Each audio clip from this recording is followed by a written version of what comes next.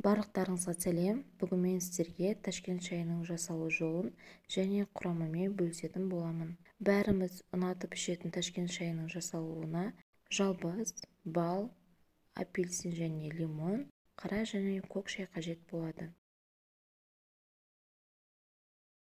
Ең алдымен лимон және апельсинімізді жақсылап жуып тазалап алып, турауға кірісеміз. Лимонды видеодағыдай осылай домалақ пішінде турап аламыз. Апельсинімізді де дәл лимон секілді домалақтап тураймыз. Егер домалақтап турау ыңғайсыздау десеңіздер, ортасынан бөліп, бірнеше түкпен қоса берсеңіздер де болады. Барлығын турап, жуып дайындап алған соң, шайымызды чайникке салуға кірісеміз. Ол үшін чайникке ең алдымен лимонымызды, одан соң апельсинімізді саламыз. Мен өз жағдайымда 3 түліктен қостым. Сіздер өз қалауларыңызға қарай одан аз немесе көп мөлшерде қоссаңыздар да болады. Жалбызымызды міндетті түрде жақсылап жуып тазартып аламыз. Одан соң тек жапырақшаларын ғана чайнигімізге салатын боламыз.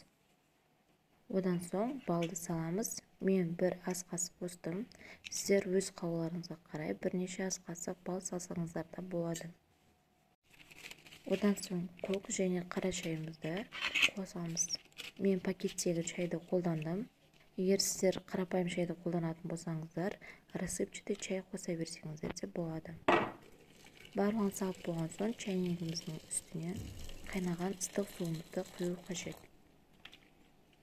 Қайнаған суды құйып, балымыз ергенше жақсылап араластырамыз. Чайымызды қосқап, балымыз ергенше араластырып болған соң, чайникті бірнеше минутқа тұндырып қоямыз. 2-3 минуттай тұрса жеткілікті, одан соң чайды іше беруге болады.